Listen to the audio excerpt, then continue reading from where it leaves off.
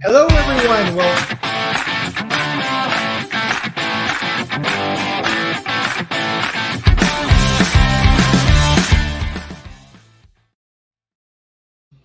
hello, everyone. Byron here. Welcome to another Backstage Marketing Backstage session. I'm here with Omi. Omi, welcome. Thank you for having me. Well, thank you for being a guest with us today. Forget all the thanks goes to you. We're excited to learn about you and your role and how you work with freelancers. But let's dive right in. Tell us a little bit about your background. Sure. So my background actually is in traditional advertising. I used to work in very traditional advertising agencies before we started our own agency. In fact, I was an art director for many years before moving into strategy and account management. Gotcha. And where were you an art director? I spent some time at Hill Holiday. That's where I asked, and that's where my marketing career began many years ago. Yeah. So back in the day, there was an agency called McFarland and Dreyer here locally in Miami, Nice. and then Tinsley Advertising. And then Nice. I also worked in Boston for a few years at an agency there called Duval, Woglum and Partners. Gotcha. Gotcha. I was at Hill Holiday in Boston. So, Oh, wow. We've pounded the pavement of creative in Boston. That's awesome. Um, very excited to learn a little bit more about your background. How did you stumble into this wonderful world of content marketing? Tell us a little bit about that. Yeah, so I think that it all started really when we decided to pivot away from traditional marketing and more towards digital marketing. And so we've been a HubSpot Platinum partner since 2016. Nice. And that whole journey of really focusing on inbound was what started our content marketing expertise. Got it. And tell us a little bit about Diaz-Cooper advertising and what part of that business is creative versus account service versus content marketing and the other creative you're providing. Is it a full service agency? Tell us about that. Yeah, so we don't really like to call ourselves a full service agency because we really do want to focus on growth operations. That's what our focus is. For us, the practice of content marketing is really all about supporting the business goals of the company. But our core services include HubSpot onboarding, development and technical services, as well as sales marketing consulting. So there's a lot of CRM work as well. And so the content marketing piece is there to support those growth goals. Gotcha. Tell us what's changed in the last couple of years in terms of content marketing in particular. What's your take on the whole spin of everything that's been going on? You mean besides AI? Yeah, we could talk about that for probably several hours. But yeah, I would say that's agency and what more the relationship with your customers, your clients, how you're seeing ROI be delivered. You're obviously working with Writer Access and Raw Content, and it's working well because you've been with us for a long time. And thank you for that, by the way. But what's changed, or maybe not much has changed. Maybe you're staying the course. Yeah, no, I think from an industry-wide perspective, quite a bit has changed. Obviously, new technologies and all of that. But in addition to that, it's really more about when content marketing first became kind of a thing, it was volume. And so the emphasis was on just getting as much content out there as possible. And we've really bucked that trend from the beginning, and we focus on quality. Right. And so I think the subtle difference between a couple of years ago and now is that we work much more diligently within topic clusters, and we make sure that we're analyzing not just the keywords themselves, but how the whole content is functioning, and really being able to deliver key metrics as to how that's improving awareness and or encouraging conversions. Okay, so you're starting to get me excited when we hear phrases like content clusters. We'll get to that in a second. But tell us a little bit about how you were introduced to Writer Access and Raw Content. Bring us back to that day that you made that decision to give us a whirl. Yeah. So I believe that we were referred by a colleague, and it was several years ago. We have always had a model of supplementing our core staff with freelancers. But I think Writers Access just provided just such a depth of variety of talent that I think that's what impressed us the most from the beginning. Got it. And tell us a little bit about how you choose, the content that you're going to create in-house versus outsourcing to writer access? What does that balance look like, and why one versus the other? Yeah, I would say the bulk of our content is created by outsourced talent. And the reason for that is because it's based on the depth of expertise that's required. Yeah. So most of our in-house talent is on the strategy side, on the account services side. Yeah. Whereas the actual content developers are freelancers, because we want to be able to pick the folks that are the most deeply knowledgeable about the particular topic or subject that we're writing about. Because again, we're not writing fluff, we're not writing for quantity, we're writing for quality and engagement and conversions. Describe your daily activities. How do you work with freelancers? How do some metrics play into play? How much tracking of ROI are you doing? And how is all that a process and streamlined through your agency? Yeah, so from a day-to-day perspective, we first vet the resources very carefully. So the freelancers, we use our account manager at Writers Access, Yep. and we give her a detailed brief on what is the industry, what are the topics that we want to talk about, what kind of experience level we're looking for. And then she curates for us, 3 or 4 choices, which we then review their examples and then test one. When we find a magic one, we keep them. So we make sure to request that same person again and again and again when they've done a great job for us. Then we do use project management software ClickUp in order to manage the progress of the project. We use our own briefs, and I can go into that a little bit more later. Yeah. And we are always cognizant that the piece is fitting into an overarching content strategy that is working to provide a certain ROI, because then on a month-to-month basis, we do report to our clients, how many views, how many CTAs were clicked, what conversions, it's not just about impressions or bringing in eyeballs, although that's of course important. It's really about making sure that content is useful to the intended audience. Fantastic. Give us characteristics that you think stand out when you find one of those fantastic writers that hits the nail on the head. What did they do right? How did they wow you? Yeah, so they wow us by not writing fluffy copy, yeah. Right? We want a certain depth to show through. Of course, accuracy of the information is very important. So sure. we go through several rounds of QA to make sure that the information is, accurate from a technical perspective, and also that they avoid cliches, that they avoid overly salesy copy. We never want our copy to sound salesy at all. Mm-hmm. So those are the usual hallmarks, and when we don't have to go back for 2 and 3 revisions, we know that they've nailed it. So. Got it. And let's dive for a second into your creative briefs, which our team, by the way, absolutely loves. I mean, you know what you want and you articulate that extraordinarily well. Hats off to you and your whole team. And that is very hard to do, as it turns out. Yeah. You've gotten very, very good at it. So yay, lucky you. Thank you for saying that. And how did you develop that process, of really articulating, what the tone, the style, how much depth, how much does one be more research driven, more, call to action driven? Tell us about that balance, because you've mastered it. Yeah, so our briefs are written by strategists, right?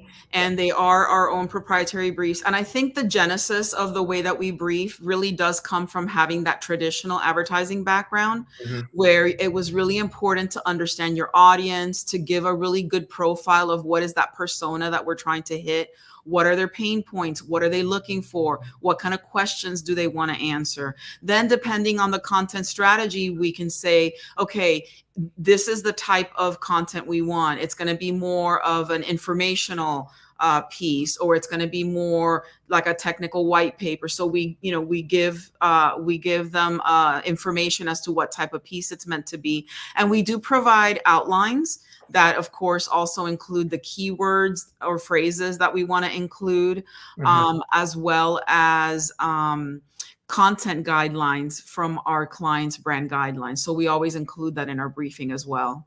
Got it. Back in the day when we were developing content strategies prior to starting Writer Access, actually, we would spend between 40 and 400 hours, crafting a content strategy for a customer. Yeah. It's a lot of work and it's a lot of time. And it was a document that, kind of went into all the details of, content creation, optimization. What are we going to optimize for? And of course, the customer wanted to know, how much is this going to cost, all this content you create, and what is the ROI that we're going to get, which gets into your tracking. Has anything changed? Because I was doing that like 15, 20 years ago, but I mean, the basics of it hasn't changed, because at the end of the day, you're talking to humans, and you need to provide something that's not going to sound like some, crappy bulk piece that's just been written just to throw something on a page, right? So the basis of it is still, and you're right that the strategy itself is the most time consuming. If you have a really good solid strategy, then the briefs aren't as laborious to write, because they're following that strategy.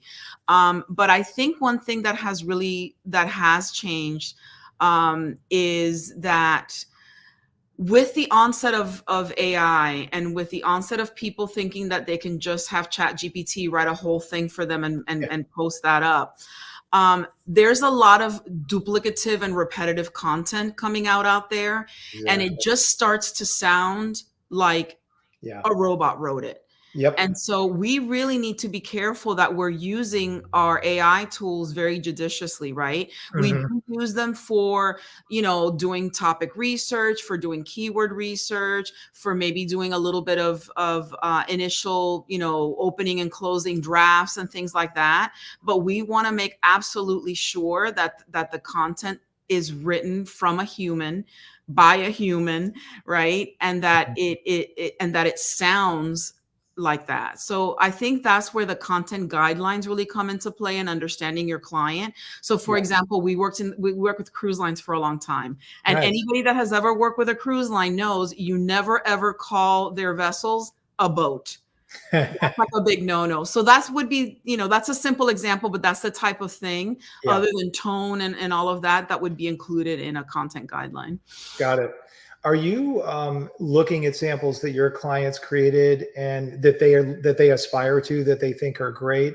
And do you ask them that specifically? Like, could you give me examples of greatness? Like, set the bar here for us.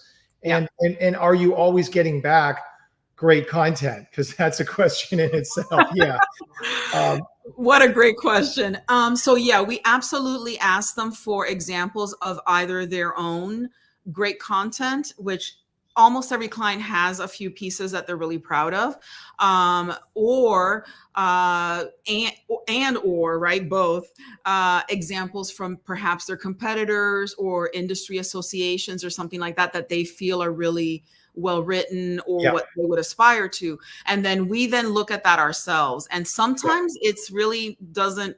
Sometimes the samples we're provided don't pass our own muster, in which case we go back to the client and we say, look, these are some of the things where we think we could improve on these examples. Are you on board? And typically they say yes. And then we update their guidelines based on that. And giving examples of good writing is also a very critical part of the briefing process to the writers, because if they don't know what to aspire to, then they're just going to write whatever they think according to their own best ideas. Exactly right. When you're providing that sample, are you breaking out what you like and don't like about it? I'm curious. Or are you just really giving them to them, saying, here's an example of greatness. Notice this X, Y, and Z.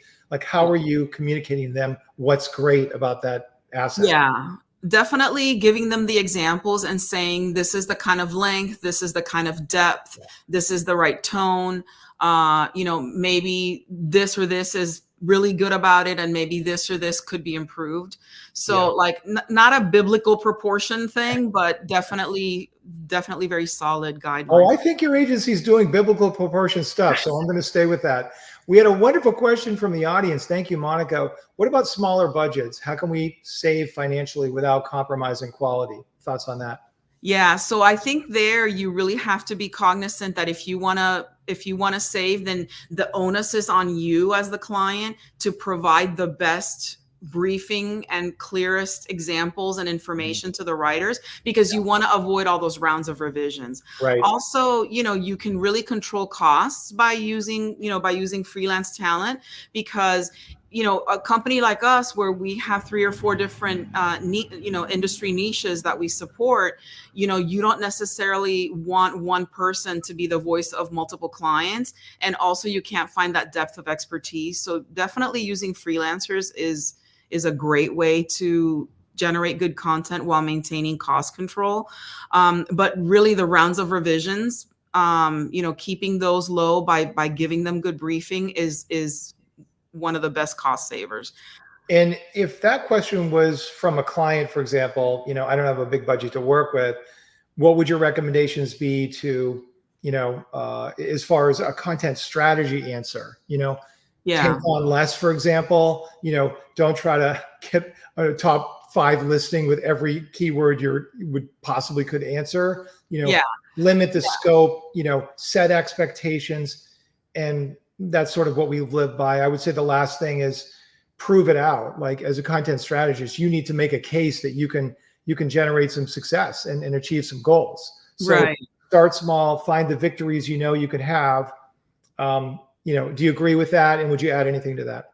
Yeah, absolutely. Tempering expectations is crucial when you have a limited budget. You can't expect to put out 1 piece of content a month and then rank top of a specific keyword or whatever. So I would say consistency is better than quantity. Nice. So if all you can afford is that 1 a month, make sure it's a really quality piece per month, and that you are consistently and on the same schedule posting that, versus trying to do 6 things 1 month and 2 the other, and being, kind of spray and pray. Right. Fantastic advice. Really great advice. One other hack that we got into in the early days of SEO, which was always fun, and I'd love your comment if you're still doing this, but we would go assess a client's keyword performance, right? And we would try to find, a third of the keywords that they would often provide to us that were impossible to get top listings for. We knew we had to work really hard. But then we'd have another third that what we call low-hanging fruit, where we could get some impact, we could improve some listing positions and sort of focus on those. And the others might be wildcards that were just very, low in traffic, but long tail keywords that, we might be able to get some momentum on and, quickly and easily. That would make for some nice explanation, strategy, like, here are your difficult keywords impossible to go after. We've made some progress, but look where we've had significant gains because we had existing content that made a case for those low hanging fruit. We were almost in the top 10, but moving those in the top 10. So it goes down to delivering on performance. Is that a strategy that you take on? I mean, you're obviously assessing a customer, how they're doing organically, when you start working with them. Yeah, so keyword performance is definitely still important, but we're looking now more at really like topic performance, right? And especially if you have a smaller budget, instead of just willy-nilly picking out a bunch of keywords that you think are relevant, first of all, make sure that you have the right intent, right? Are those keywords top of funnel? Are they consideration keywords, or are they decision keywords? So like pick a lane, especially if you have a small budget. Pick a lane. If you have a small budget and you sell hamburgers, there's no way you're ever going to outrank Burger King. So just like know that, right? So pick a lane, and I would say if you have a small budget, pick the consideration and decision lane more than awareness, because it's going to take a lot more volume to win on awareness. And then pick some really niche keywords that are high, that have that intent, and then work your topic with blogs that support that overarching topic. So I think we try to do this, and we try to advise our clients to not try to be all things to all people. So when I say pick a lane, I mean not just in the funnel, but also in what you want to stand out in, right? Don't pick something that's so broad that you have 50 different keywords that you're working with, right? Narrow it down to your hedgehog concept. I don't know if you are familiar with that, the Jim Collins, and so what are you best at? What can you serve, your top clients with? right? And then work on that. Others will get attracted as well, but if you're aiming towards your best service and your best audience, then you have a better chance of success than to try to be all things to all people. Great advice there. There are like 10 things in there that we should tweet out with your name on them that were fantastic. So thank you for that. Tell us about the tools you're working with. What's in your tool chest? I'm curious. Even outside of Writer Access, are you working with interesting software that is helping you track performance, or doing cool things to find topics, topic finders, and of course, what tools you're working inside of Writer Access? But any way you wanted to answer that would be great. Sure. Yeah. So with Writer Access, more my account managers are working inside that tool. So I'm not as knowledgeable in the actual tool itself. Sure. Much more so in understanding how to find the right freelancer for the project, right? But as far as good tools for content in general, of course, SEMrush for keyword research and analysis, Google Search Console, your basics. We work we work exclusively in HubSpot. So we're using the topic cluster tool inside of HubSpot. We use the SEO tool inside of HubSpot, which of course is connected to both Search Console and SEMrush. And then we do our analytics based on, page views, length of time on a particular blog, top performing blogs, top performing CTAs, calls to action within the blogs. Those are the analysis, and all of that is through the HubSpot analytics tools as well. Our SEO specialists use some other tools like, Ahrefs and Screaming Frog and all that weird stuff that I don't personally get into as much, because again, we're not as concerned. Like once we have a really good strategy for the keywords themselves, we tend to stick to those keywords for at least 3 months at a time. In other words, to maximize that cluster, right? Got it. And talk with it, just go deep with me for there in 1 second. I mean, how many keywords are you generating? Is it a per post basis or an overall cluster for a customer that you're going to focus on, try to branch those out, and then using those keywords as topic finding tools to, generate unusual and interesting topics? Yeah. So we definitely don't believe in keyword stuffing or writing around keywords, because that tends to give you really stilted writing sometimes, right? So typically a cluster is anywhere from 15 to about 20 keywords, which sounds low, but again, it depends on the intent, right? Are they high transactional or commercial intent, et cetera, et cetera. And then each piece within that cluster, and a cluster can have anywhere from 3 or 4 up to 15, 20 blogs that support a pillar, right?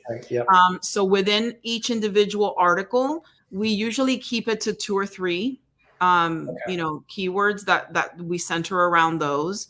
But then again, they support the pillar that might have all 10 or 15 keywords in it. Got it. We link out. You mentioned blog a couple of times in the preference of multiple blogs, but I'm sure you're probably just working with one. Most of your clients have one blog, and you're creating multiple blog posts, correct? Correct. Got it. Just different categories and different pillars, if you will. And then you're probably making decisions, I'm guessing, on how many assets you need for each pillar to achieve your goals, right? Yes. Kind of reverse engineering, if you will. What's the competitive nature for the cluster of keywords we're going after? How many assets do we need to begin penetrating? How do we cross-pollinate and how do we cross-link?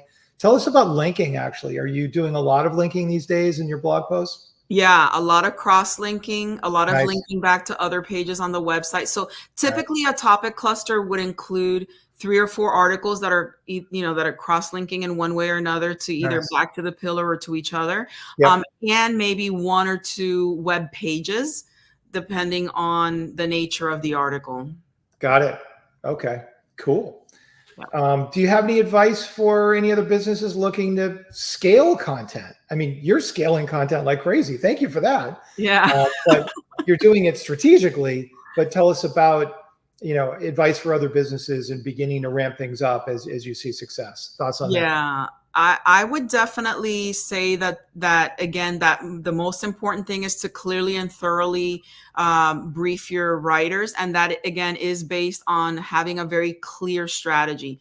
Know what your goal is. If you don't have a big budget, don't pick 7 goals, pick 1, right? Know what you want to be known for the best, and then start with that.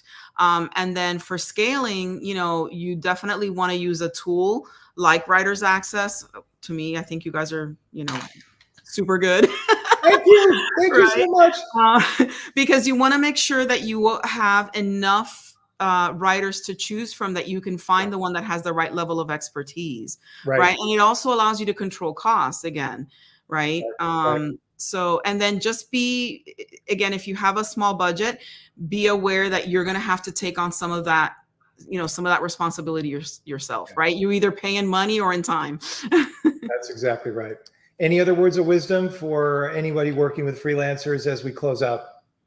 I would say, try it. And if you don't have success the first time, try another one. Test out a few people. The right writer is out there for you.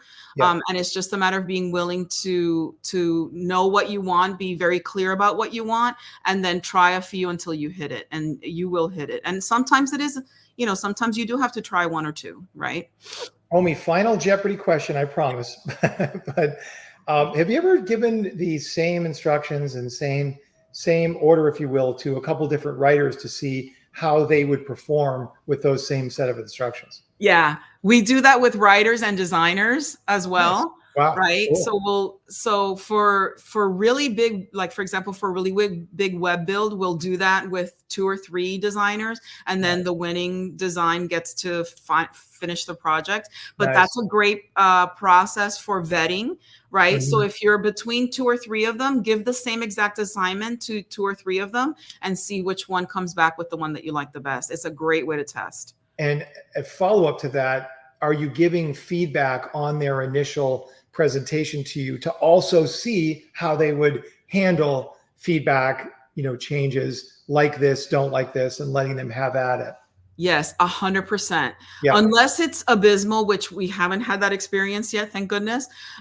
We would never just wash our hands of it and leave it at that, or make revisions ourselves and not let them know. If we're in a super hurry and we need to make some quick revisions ourselves, we share it back with them so that they can see what we've done. So we use Google Docs and the suggestion mode so that they can see the versioning history as well. Very cool. Very good. Well, listen, we really appreciate you being with us today. Thank you so much. And congratulations on developing and forging forward with an awesome agency that sounds fantastic. Thank you. We appreciate what you do and how you do it. So thanks for being with us today. Thank you. Thank you for having me today. Indeed. Thanks everyone for tuning in. Look forward to another session coming your way soon. If you want to get a hold of either of us, probably do so through LinkedIn. So that's we're here right now, and I'm sure Omi and myself would be happy to answer any questions, but we appreciate everybody being here. Thank you much. Have a great day, everybody. Thank you. Thanks, Omi. Bye-bye. Bye-bye.